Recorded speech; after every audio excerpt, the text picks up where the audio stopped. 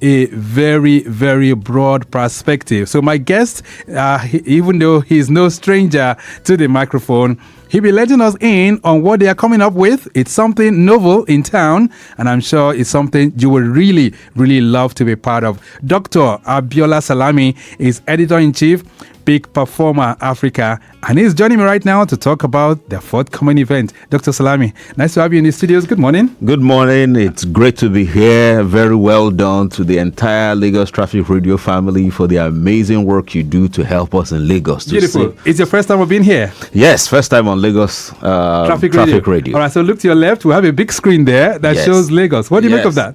Yes, and that's why I was appreciating the entire team for the excellent work. This is innovation. This is using technology to help people to commute easily, to help them to save fuel, to help them to save money, to save time, to make their businesses more efficient. So kudos to Lagos Traffic Radio. Thank you so much for that. So let's get into the business of why you are here. We've been hearing of Pck Performer Africa, and of course, that's a kind of advocacy and a publicity material that's been on this platform for about 2-3 weeks now. What's the idea behind this, by the way? Let's start with that, because you are the Editor-in-Chief. Okay, thank you very much. Great question. The Pck Performer Africa is a platform we created to achieve 2 goals. Goal number 1 is to continue to develop the capacity of leaders so they continue to deliver a higher level of excellence in the work that they do. The second goal of the platform is to spotlight credible leaders who can be an inspiration to every one of us. So when there's a leader that is delivering peak performance, whether in public sector, in the private sector, whether this leader is male or female, whether this leader is young or old, we spotlight them, share some things about how they are leading and what other people can learn from them as inspiration. So it plays those 2 roles of 1, empowerment, sharing insights, and 2, spotlighting credible leaders for executive branding. Right. Is it the very first edition? Okay, so this is not the first edition. We have a platform and we have a magazine, on that platform, which is in the 3rd edition of the magazine now. The platform has been on for the past 3 years. It's been live for the past 3 years, and this event we're having is actually the 3rd edition of it. It is the Pck Performer Festival. Right. Okay, so in this part of the world, good leaders, very scarce currency, so to say. Is that not it? Well, so I'm wondering, how come you guys are thinking about this? So it's because for us to deliver any significant improvement for people, it is important to know that those who are in charge of driving that vision should be equipped, because intention does not lead to any solution. The fact that I have a good intention doesn't mean I would do well. Right. I need to have the necessary KSA, that is the knowledge, the skill, and the attitude to make sure that this my good intention becomes something that is of great benefit to the people. And what we are doing with the Pck Performer Africa is to equip leaders and aspiring leaders with the knowledge, the skill, and help them to improve their attitude towards delivering excellence on the job that they do. So is it to say that you guys have a kind of training that exposes these leaders to the kind of excellence that you are envisaging, or what does it look like? Great question. Over the past 12 years, we started an organization called CHAMP. CHAMP is a global leadership consulting firm. And the Pck Performer Africa is now a platform that we're using to dispense knowledge, insights, training. So we have been training leaders for the past 12 years in the public sector and the private sector with amazing testimonials and the kind of incredible results these leaders are recording.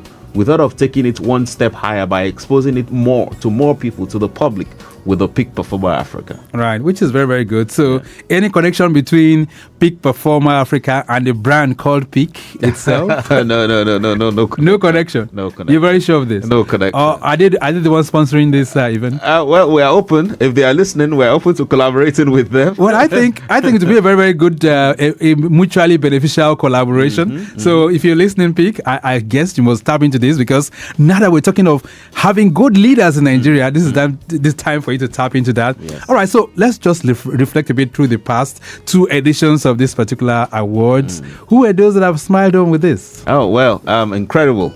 The first name that easily comes to mind is the number one citizen of this state, His Excellency Governor Babajide Sanwo-Olu. He was a winner? It was, yes. Which year was that? That was 2023. Ooh, yes. Last year? Yes, last year. That was 2023. He was a winner, and, spotlighting the incredible contribution that his administration has made. One of the things we do as citizens is we're quick to criticize and pontificate, especially political leadership. But when we pay attention, we realize that what we are seeking is not perfection. What we are seeking is improvement.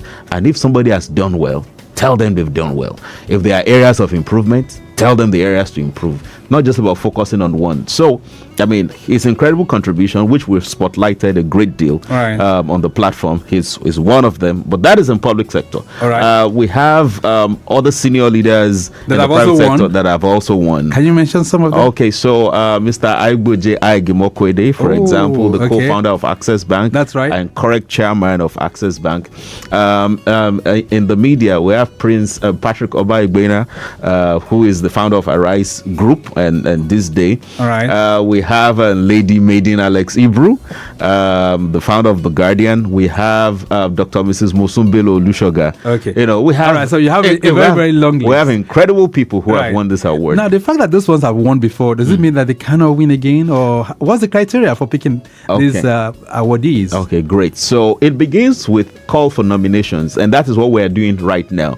The jingle that has been airing on Lagos Traffic Radio over the past 3 weeks has been calling for nomination. So it begins with call for nomination, and when we call for nomination, people hear it across the airwaves, on radio, on TV, on print, on social media, and then people start to send in names of those that they think are credible enough to win this award. All right, so I need to just puncture this a bit. I hope these are not the kind of awards that people are nominated, and the next thing you ask for votes, go out there and vote.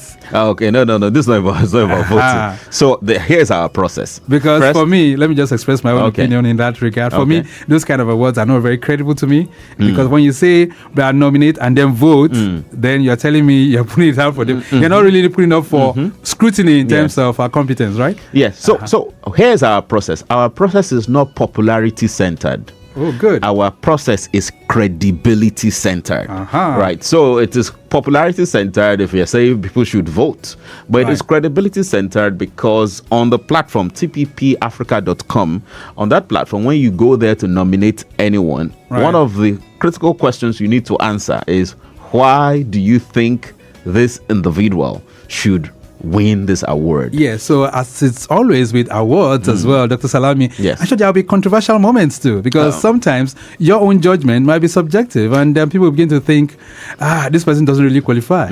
What do you think? So, which is why when we ask you, what's your reason for nominating this individual, we'll take whatever the person has said to us, we'll conduct our own research on what we can find on what the person has done. We have a team that sits, a jury that sits, that looks at all the facts available to them and then make a judgment on that. So that reduces the propensity of people thinking that the individual that emerges at the end of the day is not qualified. All right. So when is the award coming up? So it's coming up in September. September what? September. So it's coming as the grand finale of what we call the Pck Performer Festival, which is a 3-day program. As in, Pck Performer, it's a festival. So day one is dedicated to equipping emerging leaders to deliver excellence. So if you are young, and then you're in the marketplace, or you're aspiring to be in the marketplace, whether as a professional, as a public servant, or as an entrepreneur, day one is for you. Day two is for women in leadership, because we have a great commitment to empowering and celebrating women. So if you're a woman and you have any leadership role anywhere, any sector, day 2 is for you. Now, day 3 is the grand finale, which is the day of the award. So all of this is happening between 18th to 20th of September 2024. All right, that is my month, by the way. So happy birthday. Lots of festivities that we're going on there. But let's quickly talk about the criteria and how can people nominate people? How many categories of awards are we looking at? Okay, so we're looking at awards in 3 categories. One is the Peak Performing Emerging Leader of the Year.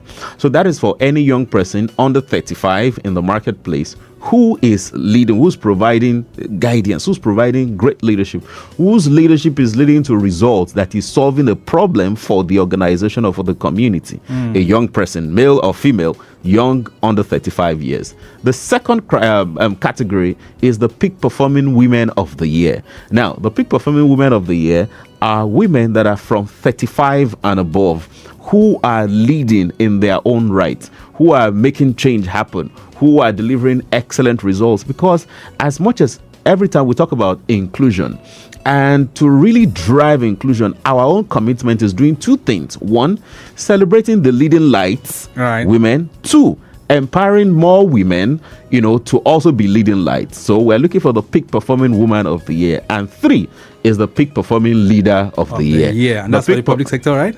So that's for public sector, it's for private sector, all categories. They are for everybody. So public sector. How many awards in total are we looking at? Well, I cannot tell you exactly how many it will be, but I can tell you that there are these three categories, and this is driven by the quality of nominations that are sent in. Yes. All right. So how can people send in their nominations? Okay. So it is easy. It's just to go to a website, www.tppafrica.com. www.tppafrica.com. And on that site, you can nominate an emerging leader, you can nominate a woman in leadership, you can nominate a senior leader who is deserving of these awards. You see, we're looking for credible leaders who are driving collaboration in their organization. Credible leaders who are driving results in the organization, and most importantly, credible leaders who are promoting a psychologically safe environment. It's not about toxicity. It's about safe environment while delivering results. All right. So when will the nominations close? Nomination is closing on the 15th of August. That's next week, Friday. So if you are listening, go right now and nominate. And another thing I want to mention quickly about the festival itself, the Peak Performer Festival itself. The theme we're looking at is driving an inclusive culture of peak performance, leveraging the magic of emotional intelligence. So what I would do is I'm going to pause you here, Dr. Abiola Salami, because this is very, very interesting. I'm really, really looking up to these awards that's coming up. I hope to also have you in the studios before then. Sure. Especially before the close of nominations. Okay. So that we can talk a little bit more about all of this. Let's run this off right now. Okay. So my last question to you. Okay. Do we have good leaders in Nigeria? I mean, considering the trend of things across Nigeria right now. So, great question. And it's a great question because many times when this question is asked, we look out instead of looking within. So when we ask, do we have good leaders in Nigeria? My understanding is we're not just asking, do we have good leaders in politics? Do we have good leaders in private sector?